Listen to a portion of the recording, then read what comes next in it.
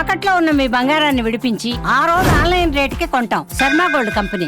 నమస్కారం, welcome to Suman TV. నేను గీతాంజలి. ప్రస్తుతం మనతో పాటు శ్రీ జగదాంబ త్రిశక్తి పీఠాధిపతులు తాళ్ళూరి బనారస్ గురూజీ గారు ఉన్నారు. వారితో మాట్లాడదాం.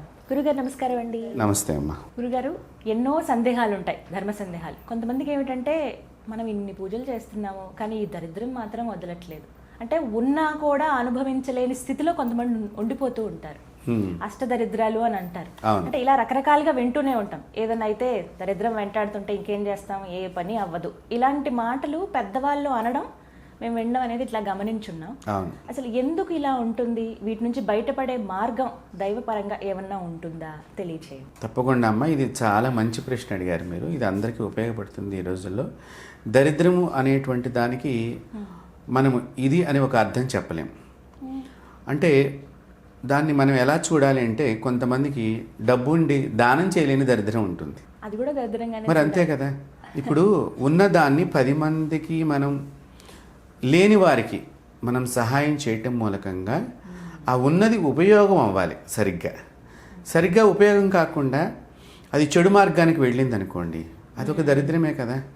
ఇప్పుడు బాగా సంపాదించినటువంటి వాళ్ళు ఉంటారు, వాళ్ళ పిల్లలు లేని పని అలవాట్లు, తీసుకోకూడని ఆహార పదార్థాలు, కానీ దానికి డబ్బులు ఖర్చు పెట్టినట్లుగా ఒక పేదవాడికి సహాయం చేయటంలో వాళ్ళు ఎంత ఖర్చు పెడతారు. సో అదొక దరిద్రం కిందనే మనం ఆలోచన చెయ్యాలి. అంటే ఇప్పుడు సమాజానికి హితవు కానిటువంటివి, సమాజంలో చెడుగా చెప్పినటువంటి వాటి లక్షణాలన్నీ కూడా మనం దాన్ని స్వీకరిస్తూ అది మేము గొప్పగా ఎంజాయ్ చేస్తున్నాము అనేటువంటి దాన్ని ఏమని చెప్పాలి చెప్పండి. అదే గొప్పగా అవుతోంది. ఇప్పుడు అందరూ కూడా దాన్ని ఒక స్టేటస్గా ఫీల్ అవుతున్నారు. కాబట్టి ఇదొక దరిద్రం. ఇంకొకటి, ఒక మంచి పని చేస్తుంటే వాళ్ళు ఏదో ఒక రకంగా ఆ మనిషిని కానివ్వండి, లేకపోతే ఏదైనా మంచి విషయాలు చెప్పినా కూడా విమర్శించే అలవాటు ఉంటుంది.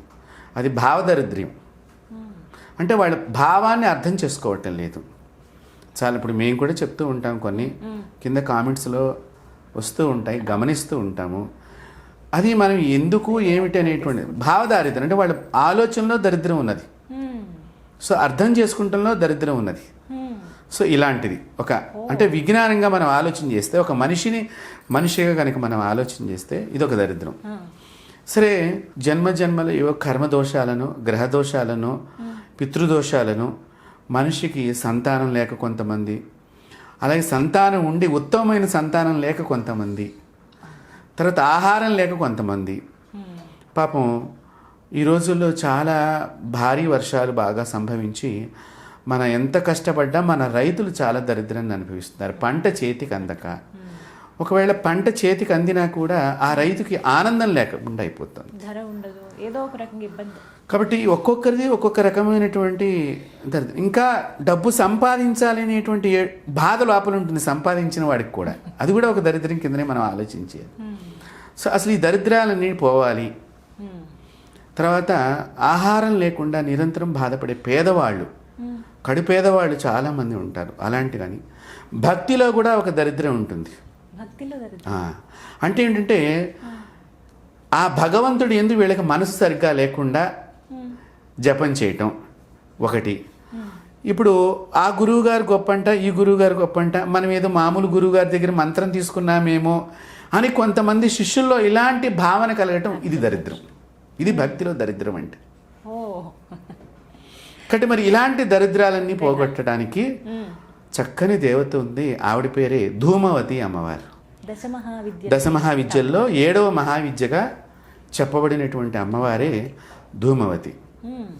ఈ ధూమవతి అమ్మవారు కూడా చూడటానికి చాలా పేద మనిషిలాగా కనిపిస్తుంది. అవతారము, ఆవిడ రూపము, ఆవిడ ఫేస్ కట్స్, అంటే ముఖ కవళికలు, ఇంగ్లీష్లో ఏం చెప్తున్నా అందరికీ అర్థం అవటానికి, వృద్ధురాల్లాగా ఉండటము, కొన్ని పళ్ళు ఊడిపోయినట్టుగా, ఈ ముడతల చర్మంలాగా కోపంగా చూస్తున్నట్టుగా, కొన్ని చూపులు పక్క నుంచి చూస్తున్నటువంటి ఇలాంటివన్నీ కనిపిస్తూ ఉంటాయి. అంటే ఆ కోపం కూడా ఏంటంటే లేక బాధపడుతూ ఉండి అవతల పడుతుంటే వీడు కొంచెం లోపల కోపము పెడతాడని రెండు ఆ కోణాల్లాగా ఉన్నట్టుగా కనిపిస్తుంది ఆ మూర్తి.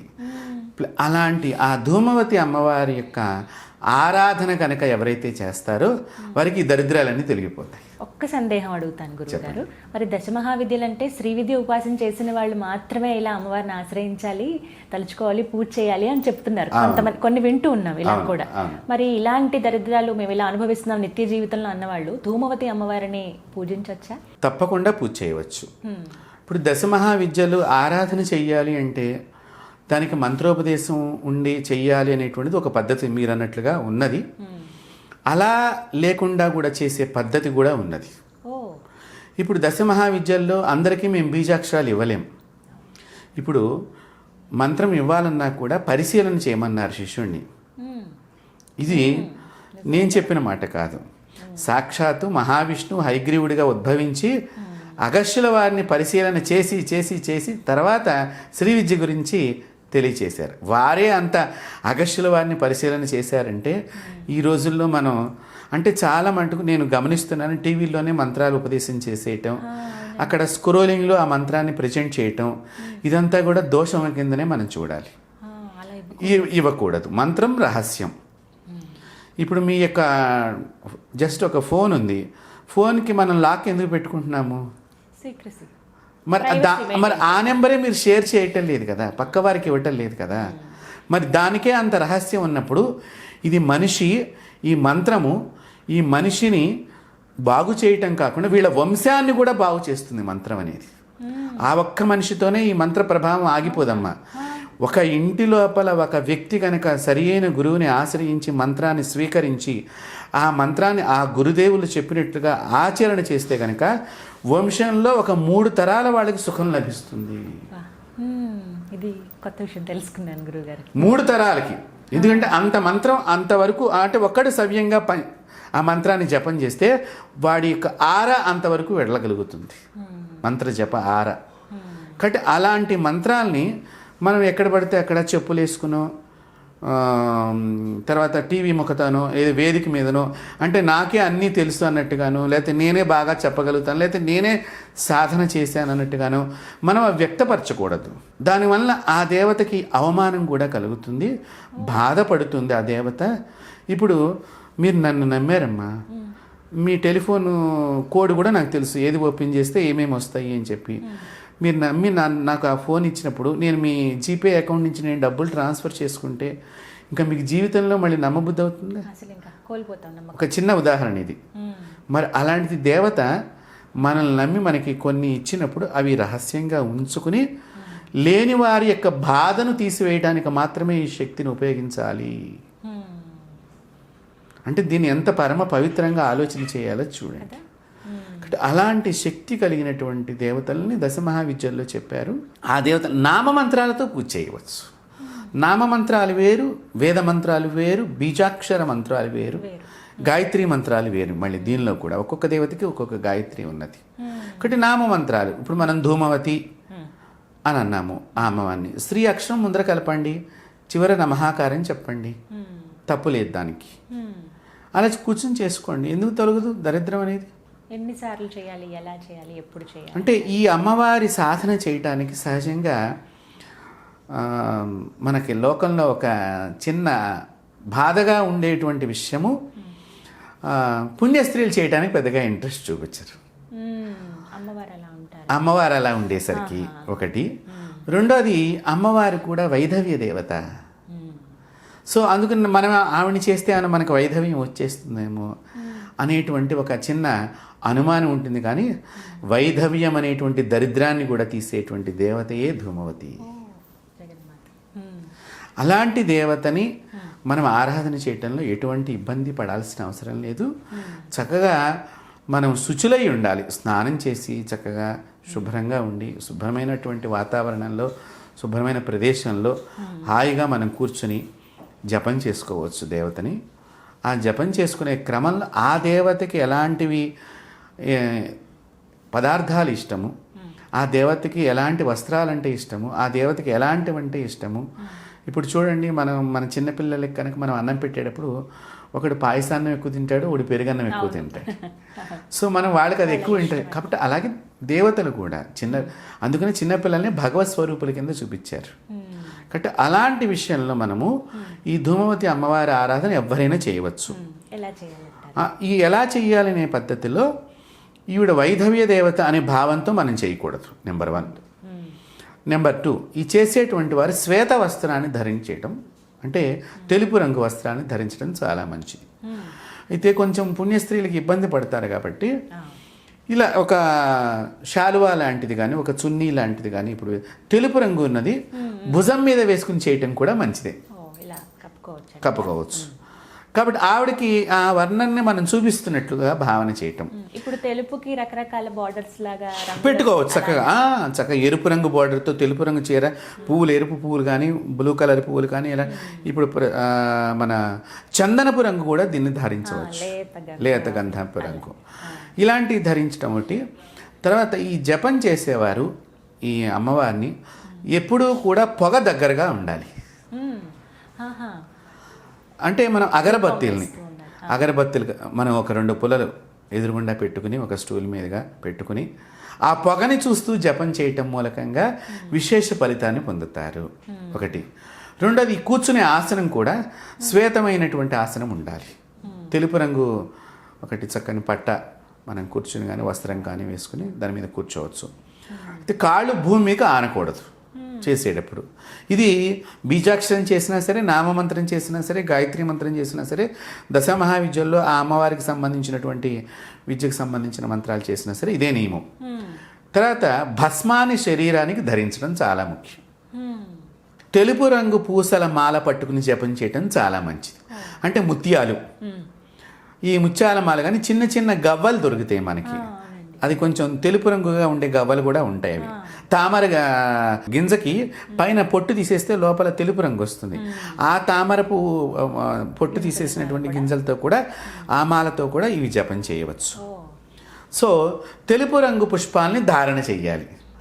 ఇప్పుడు దానికైతే పుణ్యస్త్రీలు పెద్దగా ఇబ్బంది పడలేదు, ఎందుకంటే సన్నజాజులు, విరజాజులు, మల్లెలు ఉన్నాయి. దానిలో నందివర్ధన పువ్వులు ఇవి చేసినట్లయితే ఇక్కడ నందివర్ధన పువ్వులతో కనుక చేస్తూ ఆ నందివర్ధన పువ్వుల్ని పూజ చేస్తూ అమ్మవారికి ఒక్కొక్కసారి నామంతో చేసి ఆ పువ్వులని కళ్ళ మీద పెట్టుకున్నట్టయితే కంటికి సంబంధించిన వ్యాధులు తొలగిపోతాయి.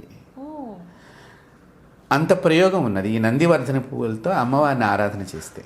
మరి అమ్మవారి ఫోటో కానీ అంటే మనం ఫోటో కూడా పెట్టుకోవచ్చు. మనకి ఇప్పుడు బయట అన్ని చోట్ల కూడా లభ్యమవుతుంది. ఇప్పుడు అందరూ కూడా గూగుల్ని సెర్చ్ చేయటం అనేది ఎక్కువగా ఉంది కాబట్టి చేయించుకోవచ్చు. అయితే ఈ దేవతని ఆరాధన చేయటంలో ఇలా దరిద్రాన్ని పోగొట్టుకునే కాకుండా క్యాన్సర్ వ్యాధితో బాధపడుతున్నటువంటి వారు ఈ దేవతని ఆరాధన చేస్తే క్యాన్సర్ వ్యాధిని తగ్గించేటువంటి దేవత. అంతేకాకుండా HIV సంబంధించిన వ్యాధితో బాధపడుతున్నటువంటి వారు ఈ దేవతని ఆరాధన చేస్తే ఆ వ్యాధి తగ్గుతుంది. నేను గతంలో అలాంటి సమస్యతో బాధపడే వాళ్ళు నా దగ్గరికి వచ్చినప్పుడు ఈ అమ్మవారికి సంబంధించి నేను మంత్రించి వారికి ఇచ్చినప్పుడు ఆ అనుగ్రహం ఆ దేవత వారి మీద కురిపించిందేమో, వారికి ఆ వ్యాధులు తగ్గిపోయినాయి. అంతేకాకుండా ఇప్పుడు మన తెలంగాణ ప్రాంతంలో కానీ, కొంత ఒరిస్సా ప్రాంతం కానివ్వండి, కొన్ని ప్రాంతాల్లో ఆంధ్ర ప్రాంతాల్లో కానివ్వండి, అలాగే మహారాష్ట్రలో కానివ్వండి, చేతబడి బాణామతి అనేటువంటి మనం ఎక్కువగా వింటూ ఉంటాం. సో అలాంటి దోషం మాకు జరిగింది అని ఎవరైతే బాధపడుతున్నారో ఈ అమ్మవారిని ఆరాధన చేస్తే క్రమేపీ ఆ బాధలు తొలగిపోతూ ఉంటాయి. అంత గొప్ప దేవత ఈ ధూమవతి అమ్మ. ఇన్ని రోజులంటూ నియమం పెట్టుకోవాలండి అంటే ఇప్పుడు మనకి అది పోయిందని తెలియాలి అంటే నీకుగా నువ్వు అనుభవంలోకి రావాలి కదమ్మా. అప్పటిదాకా దీన్ని మనం చేస్తూనే ఉండాలి. అదే చక్కని గురువులు తెలిసిన వాళ్ళు ఉంటే కనుక వాళ్ళు తపశ్శక్తిని మనకు కొంచెం చేస్తే మనకు తొందరగా ఆ బాధ నుంచి విముక్తులం అవుతాం. కాబట్టి ఇలాగ ఈ ధూమవతి అమ్మవారిని కనుక ఆరాధన చేస్తే సర్వదరిద్రాలు, ఒక్క దరిద్రం కాదు, సర్వదరిద్రాలు, గర్భదరిద్రాలు అన్నీ కూడా తొలగిపోతాయి అని చెప్పడంలో ఎటువంటి సందేహం లేదు. ఇంకా మన అంటే ఎక్కడున్నా సరే స్మరించుకోవచ్చు అమ్మవారిని, ఇలా మాత్రమే అనేమన్నా ఉంటుంది అంటే ఆసనం స్థిరంగానే కూర్చొని చేయాలి, ఎక్కడ పడితే అక్కడ చేయకూడదు ఒకటి. ఎందుకంటే ఇప్పుడు ఆ ప్రదేశంలో మనకి మైలు ఉంది లేనిది తెలియదు. మైలు వ్యక్తులు సంచరించే ప్రదేశం నడుస్తున్నప్పుడు బయట మనం ఏదో ఆఫీసులో కూర్చున్నామండి మేము లోపల అనుకోవచ్చా అనుకుంటే ఇప్పుడు ఆఫీసుల్లో వెళ్ళే వాళ్ళందరూ కూడా అన్ని ఆచారాలు పాటించటం లేదు. తర్వాత అలాంటి ప్రదేశంలో మనం కూర్చుని స్మరణం చేయటం అనేటువంటిది అంత ఉత్తమం కాదు. కొంతమంది మేము బస్సుల్లో కూర్చొని చేసుకోవచ్చా మేము పెడుతుంటే విష్ణునామాన్ని కానీ శివనామాన్ని కానీ అమ్మవారి నామాన్ని కానీ 2 అక్షరాలు కలిగినటువంటి నామావళిని చేసుకోవచ్చు ఆ ప్రాంతంలో. దానికి ఎప్పుడూ కూడా చెప్పలేదు. ఒకటి సహజంగా మనకి చేయగా ఏమవుతుంటేనేమో తెలియకుండా నోట్లోంచి గబుక్కున బయటకు వచ్చేస్తూ ఉంటాయి అవి. అలాంటి ఇబ్బందులు మనం పడకుండా ఉండటానికి నియమాలను పెట్టుకుని చేయటం ఉత్తమం. రోజు ఉదయం ఎంత టైం అని పెట్టుకుని అందులో ఈ అమ్మవారికి సాయంత్రం పూట చాలా ఇష్టకరం. రాత్రిపూట నిశిరాత్రులు అయితే ఒక్కొక్కసారి వాళ్ళ అదృష్టం బాగుండి చేసే వాళ్ళ అదృష్టం బాగుండి అయితే ఒక 2-3 రోజుల్లోనే తొందరగా మన దగ్గరికి వచ్చినట్టుగా కూడా మనకి కొన్ని మన ప్రకృతి మనతో మాట్లాడుతూ ఉంటుంది.